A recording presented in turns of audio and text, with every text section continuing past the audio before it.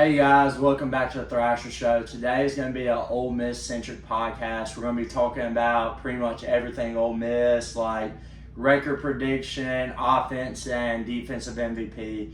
So last year they probably had the best season in program history. So what's your thoughts on this year?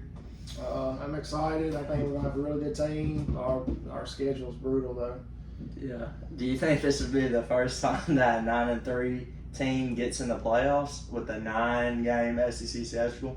It just kind of depends on who they lose to. If they can, I mean, if they have 3 good losses, then yeah. If they mess around and lose to like Oklahoma, Georgia, and Texas or something, I still think they still get in. But then at that point, it's like, who are your wins? Like LSU, and you gotta. I think you would have to like beat one of them, and like, because you gotta have some good wins to.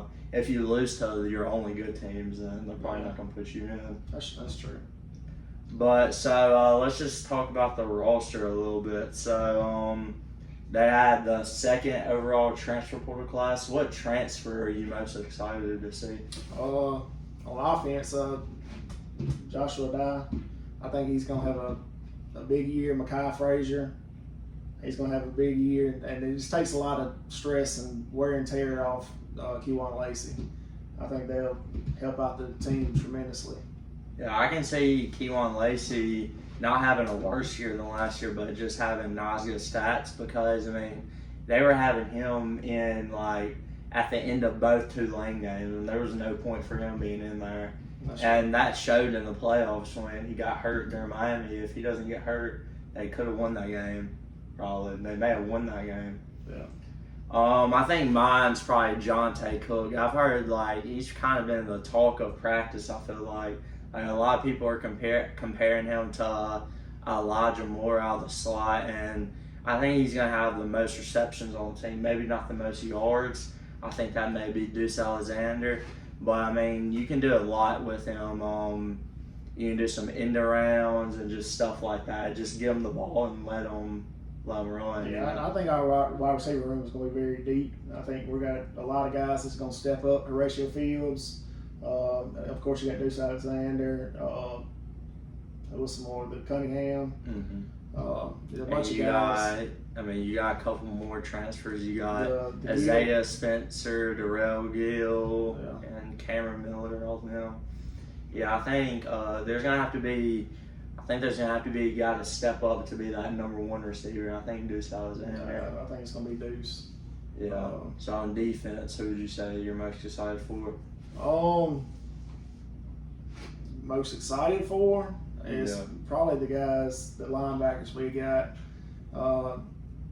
For Ellie and Keaton Thomas from Baylor. I think they're going. We might have the best linebacker room in the SEC. Maybe in the country. I mean, they're tackling machines. Perkins. I think that's like probably the biggest upgrade of this team. I mean, that went from being probably their worst position group to probably being their best, one of their best, maybe besides running back. And I mean, they just didn't really have a guy like that at linebacker besides Perkins. But he's like not like a middle linebacker, like a true linebacker. Surtain and Perkins was kind of like all over the field. TJ Diary kind of got pushed around a lot. And then the other transfers they got, they didn't really match up physicality. I think our defensive line is going to be much improved. I think we got some good players. I mean, I don't know if it's going to be much improved talent, but I think the depth is, Because in the Miami game, like, William Eccles can only do so much, I mean, he's getting double teamed every single time, That's right. I think I'm most excited for Blake Purchase, edge. I think they're, instead of like one guy getting a lot of sacks like last year with Prince Will, I think it's going to be kind of by committee. I think a lot of guys are going to get like 5 or 6 sacks. I'm excited that Perkins gets to kind of go back to edge and maybe rush the quarterback more because the linebackers are so good. Yeah. Another guy the kid from Nevada, Maldonado, I think he's going to have a good year. He's really fast. He's not a real big kid, Yeah, he is. I thought he was like 250. I think he with like tallness and length. He's tall, but I mean, he's not. He don't have a whole lot of weight on him. Yeah. They're saying like he has the best measurables. He had like if you can like tap into his potential, he could be the best of them. And you know, guys like Blake Purchase and Jonathan Renaud, like those guys transferred from like Alabama and Oregon. Those are going to be stars on those teams. So I'm really excited to see what they can do. I think the guy I'm most excited for is probably one of the guys in the secondary, like Jonell Aguero, the guy from Georgia. I mean, that was probably Ole Miss's biggest weakness. If you put a guy like Trey Amos on last year's team, they're probably winning the Natty or close to it. Definitely making the national championship game. So how many do you see any first round picks coming off this team? I mean, William Eccles, I think he's the best player on the team. He's not going to win the Heisman or anything because it's pretty much impossible for a defensive tackle to do that. No. But, I mean, William Eccles is just like Walter Nolan. Yeah, he might be better than Walter Nolan. I mean, this year, yeah, he may be. And then I doubt Trinidad is going to be a first-round pick, but, I mean... I think he might can sneak in the late... I mean, if I was an NFL franchise, I would take a shot on him. I mean, if he has another year like he had last year, better. I mean, why wouldn't you? He's a veteran, even in college football right now. He would go in and be a quarterback that doesn't make any mistakes. And the only thing about him is he's not very tall. Yeah, and Kewan Lacey's probably gonna be a first-round pick. Yeah, the only thing that hurts about him, the NFL doesn't really put a whole lot of emphasis on the running back position. So Jeremiah Love, and I mean, you got a couple every once in a while that'll go in the first round. But I think he can be one like that, like a Jeremiah Love, Ashton Genty, where he's so good he'll get drafted. I mean, I think he's a generational running back prospect. Who would you take, him or Judkins? Probably him because of the pass protection. I mean, there's so many times where he prevented a sack, and I mean, they're probably pretty close, like running back-wise, but I think that's why I think Kewan Lacey's going to get drafted so high because he's like the best pass protector running back in the country. He can do a little bit of everything. And, when people are like having worries about Ole Miss's offensive line, which, I mean, if they don't do good this year, it's going to be because of the offensive line. Yeah, that's our weak link. I think that's everybody in college football's weak link, though. Like, nobody really has any offensive lineman depth right now. And, I mean, I think the offensive line is going to be decent. I mean, they were saying the same thing about last year's offensive line, and that worked out fine. I mean, the first couple games, I thought it was about to be terrible. Like, Georgia Southern was getting like 5 sacks on Ole Miss. But once Trinidad got in there, that kind of stopped, and that's like a thing with this year's team. Trinidad can, like, I mean, the way he moves around in the pocket, it's hard to sack Trinidad. Yeah. So let me ask you a question: if Austin Simmons doesn't get hurt, how many games do we win? I mean, if Austin Simmons played the way he played like the first 2 games, then. Probably 7 or 8. Like, that's why I'm going 7. I mean, Kewan Lacey would have still been there, and they would probably like lean on him even more than they did last year. I mean, Austin Simmons probably wouldn't have played like that the whole entire year, but but Lane Kiffin is pretty loyal to his quarterbacks. If Austin Simmons didn't get hurt, I don't think he was getting taken out for Trinidad. Matt Corral threw 5 interceptions in that game and then get taken out, I hope Austin Simmons and Caden Lee do good at Missouri. I was hurt when Caden Lee left. I thought he would have helped us out tremendously. Yeah. I think I like them. I think they're pretty good dudes. And I like how they like stuck it out to the end. They had a lot of opportunities to transfer and stuff, and they didn't follow Lane Kiffin and all that stuff. But who would you say your offensive MVP is and your defensive MVP will be? going back to the offensive line, whoever they stick on that left tackle side, I think it's going to be. That would be Therese Davis, the guy from Maryland that transferred last year, but he didn't get much playing time. I think Which, with the thing they just did, Diego Pounds was undrafted. Imagine if he came back or something like that. Yeah. I mean, I think that's the stupid rule, and I ain't gonna lie. That's kind of. They said, I don't drop the ball on that one. I don't really know what's going on. Well, like, they made it where everybody can get 5 years, but they did it. They should have started, like, right now, not where people last year could have got it also. Because you have people getting drafted, or I guess you have to be undrafted to do it. But, like, all the basketball players coming back, like, that was just, like, and, like, AJ Storr came back, but, I mean, like, he doesn't even really have a spot for himself because they already built the team with AJ Storr not being on. I think Beard said they were going to try to pick up 2 more players, but he's already come out and said he's planning on transfer. Yeah, I know. That's what I'm saying. Like, they already built the team without AJ Storr. If AJ Storr was there from the start, then he probably wouldn't have transferred. But, like, I mean, he's good enough to start, but, like, you already paid all these guys these other money to replace him. But, yeah, I think they already got, like, one guy from, like, Australia or something, or wherever he was from. So, speaking of NIL and stuff, how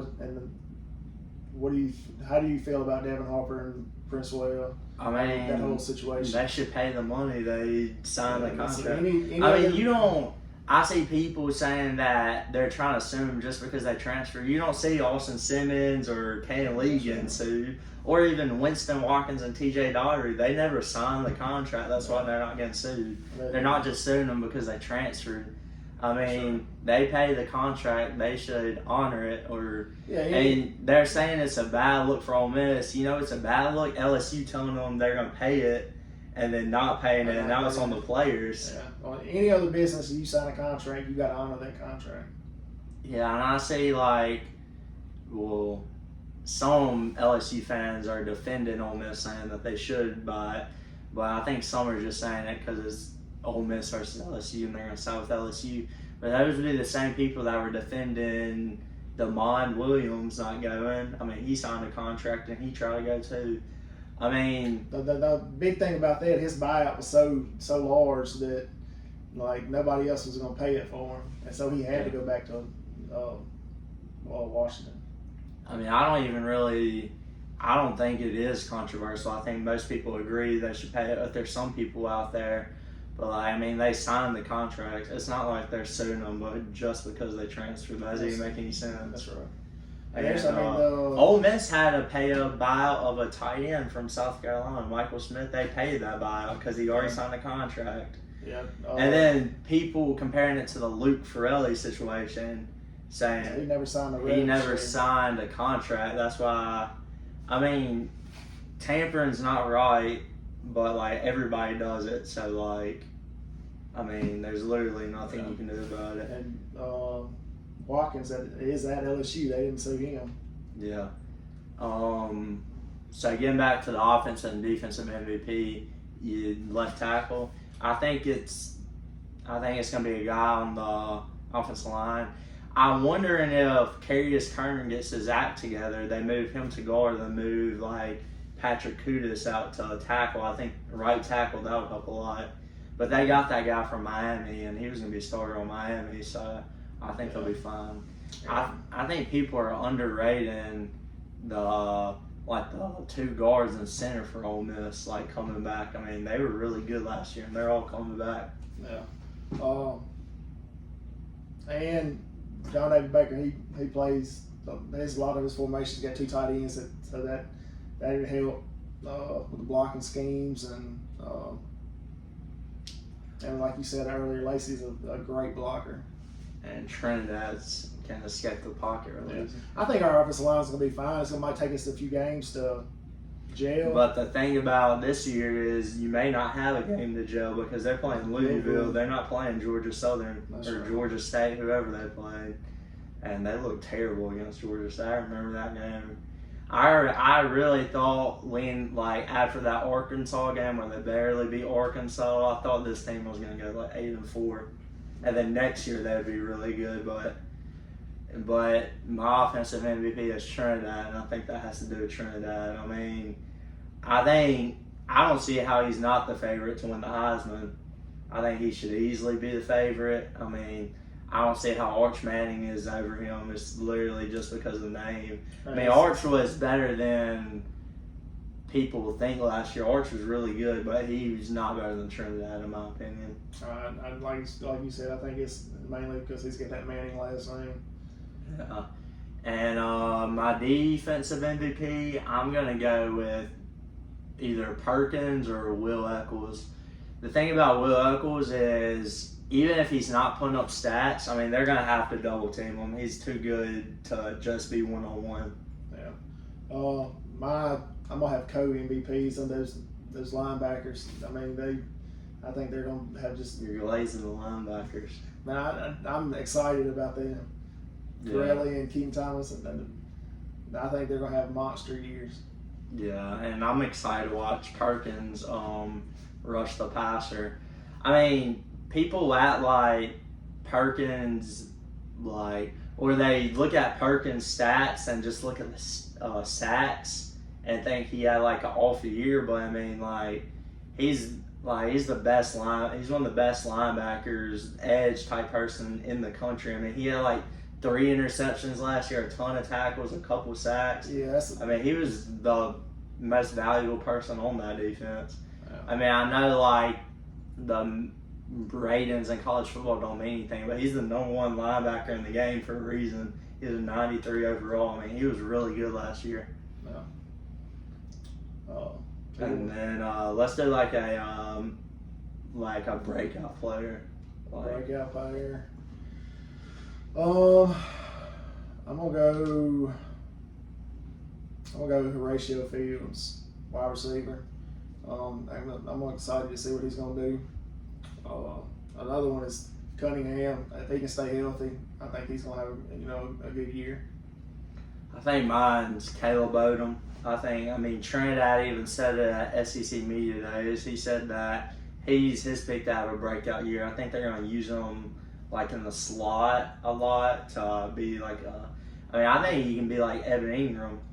Yeah, I think he's fast enough. He can probably play some receiver. Yeah, he just needs to work on his catching. That was kind of a problem last year. He dropped some, but that can be fixed.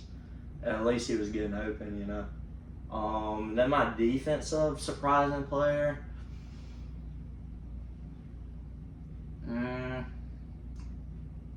This one's kind of hard because, the linebackers are established, and then I want to go with Jaheim Otis, the guy from Colorado. I don't think he's going to be a starter, but I think he's going to come in and be I think the only starter on the team is Will Eccles at defensive tackle. They're gonna at the defensive tackle position. I think they're gonna alternate those other guys at second defensive tackle. And I think at Colorado, he was a highly touted recruit. He went to Alabama first in Colorado, and he didn't have a good season at Colorado. But I think that's a lot to do with coaching, and I think that he has a lot high upside, and Randall Jr. is probably the best defensive line coach in the country, so I think he's going to unlock some of that. Yeah, he's a big kid, run stuffer. I think he's going to have a good year. Yeah. So let's look at this schedule a little bit. So like you said, the schedule is harder this year. I can see this team being better than last year and having a worse record than last year. All right, for the very first game, we got Louisville and Nashville, Tennessee on September the 6th. I think we're going to squeak out a win in that one. The offensive line is still trying to come together. I think they should win. They should win by multiple scores. They're better than that team. Yeah, I think they have a lot more talent, but I think they're still trying to get their offensive line straight. The thing about Louisville, they got a quarterback that's never started a game in his life playing. And Lincoln, I don't know how to say his last name, but he's transferred from Ohio State, and that's going to benefit Ole Miss a lot on the defense side. Got a guy that's never started game in his life going against that defense. Yeah. Then we got Charlotte and Oxford.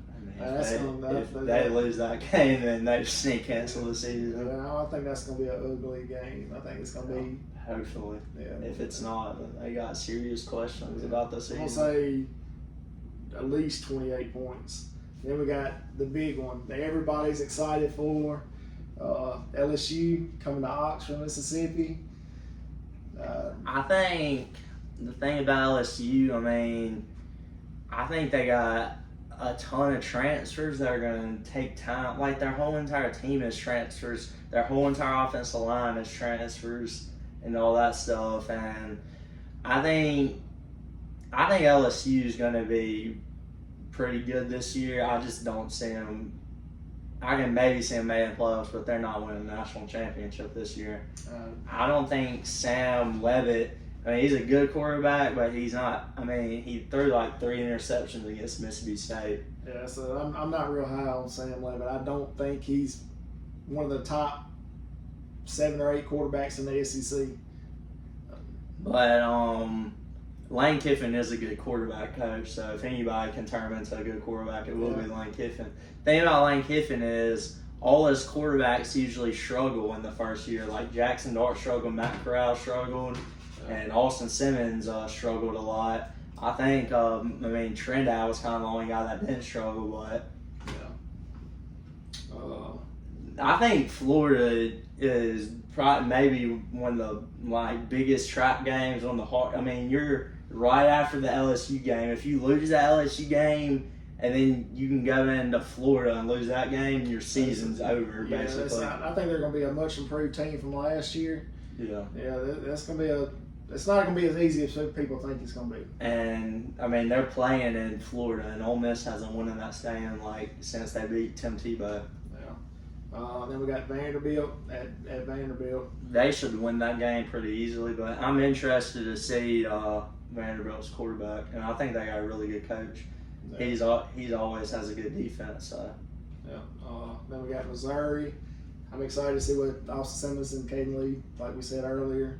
I think that they have a decent. I think that team is going to be really good. They have a really good offensive line. If Austin Simmons can figure out, they could be in the playoffs. I mean, they got. I don't know if Ahmad Hardy is going to be healthy for that game. I mean, but if he's healthy, all the way healthy, and Austin Simmons can figure it out, that team could make the playoff. Yeah, I don't see them making the playoffs. I see them winning 8, 9 games. But they're a really good team. Like I said, it might give Ole Miss some fits. Here's the game I'm really worried about. I think it's going to be the first game we lose all season. It's Texas. They just got so much talent. And I don't know how we're going to cover those receivers. Well, I think the secondary has improved a lot, but it's at Texas Stadium. That's going to not help at all.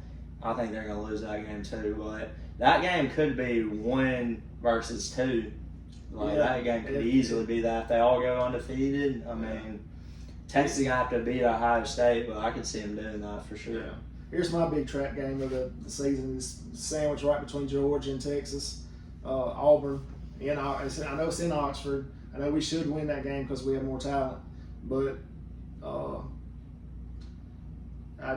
it kind of gets me worried about that The game. thing about Auburn, though, is they got so many UCF transfers. I mean, is that going to translate to the SEC? I mean, it's not like USF was just the best team. I mean, they didn't even make the playoffs, and they lost 3 games last year playing in the AAC, you know? I mean, but you also have to look at the James Madison. A lot of those transfers transferred to Indiana.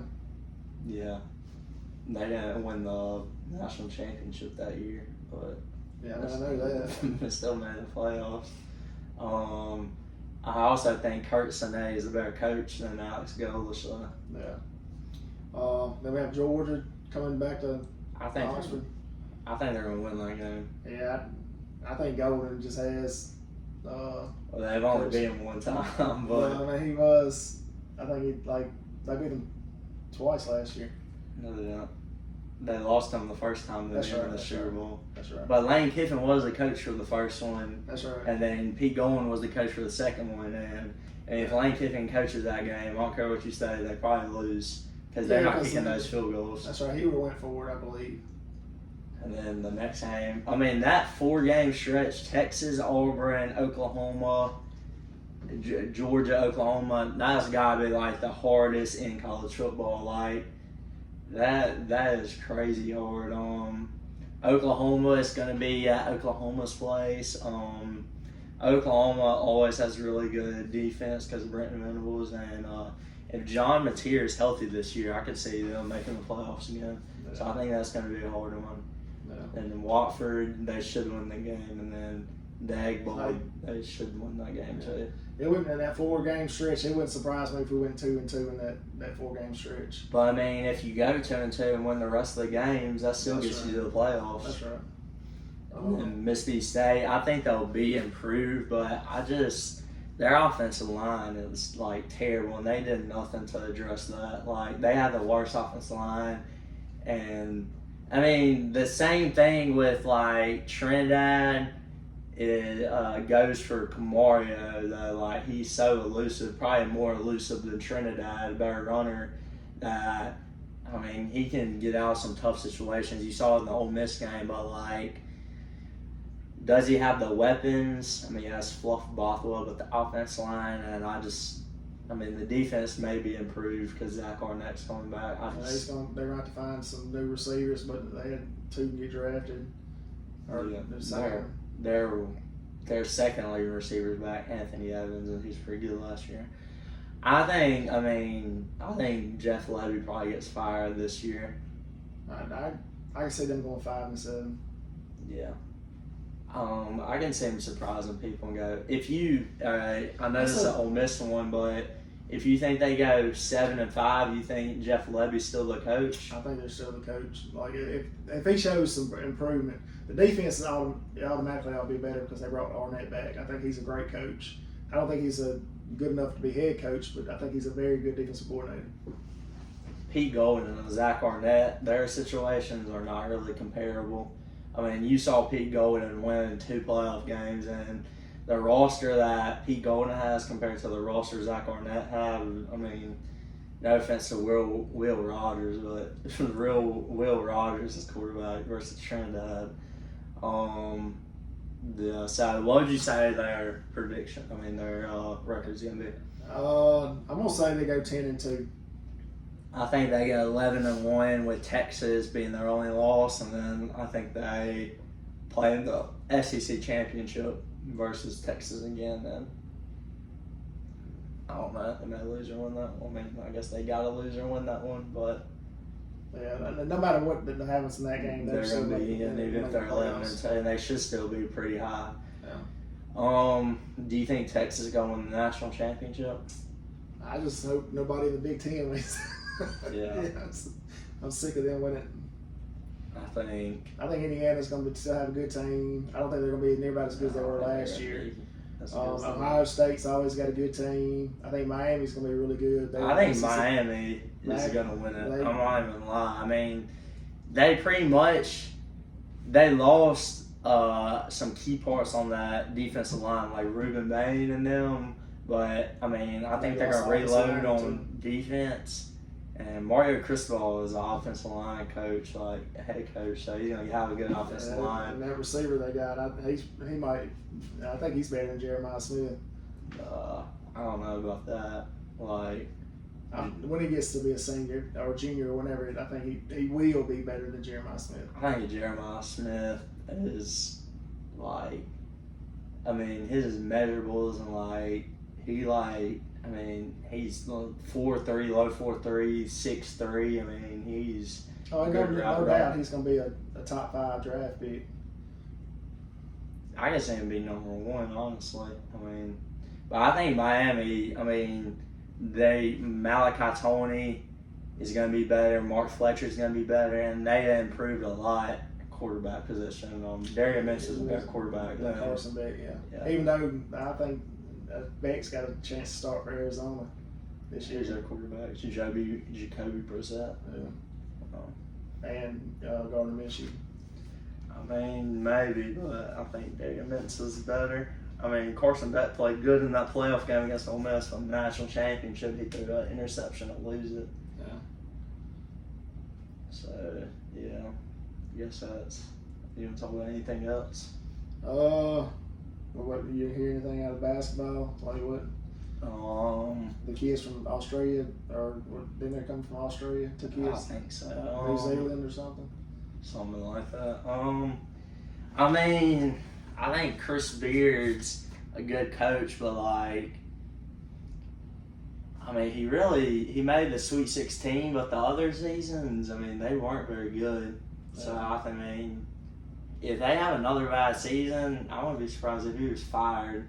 Like, I don't know if he's gonna get fired, but I think he's going to end up leaving somewhere else. Somebody's gonna try to.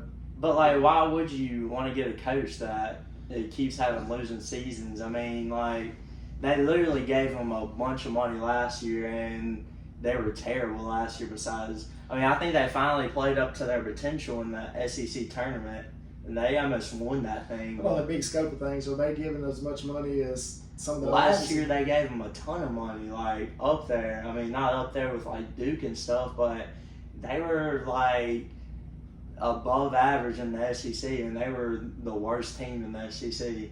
I don't know, worst team. Not at the end of the season, but the regular season, they were probably the worst team in the SEC. I think. I mean, Patton Pinkins is going to be really good. Carmadine's going to be really good, but I think they're going to improve from next year or from last year, but I don't know how much better they're going to be than last year. Yeah, it can be much worse. Yeah.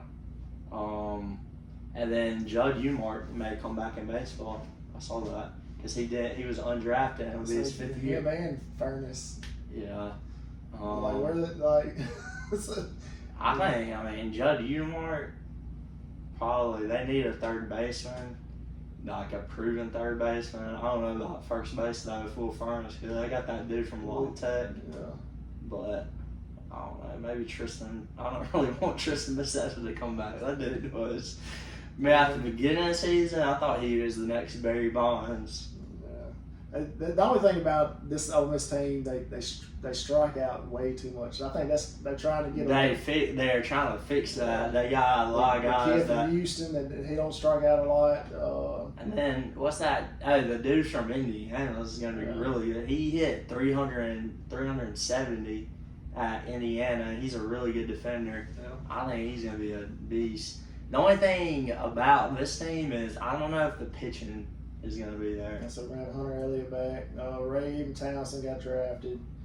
I mean, who's going to – I mean, they got a ton in the transfer portal, and I believe in Joe Mangrum can turn them into really I saw good where pitcher. J.P. Robinson's coming back. Yeah, he'll probably be one of the starters for the weekend. Hopefully he can improve a lot.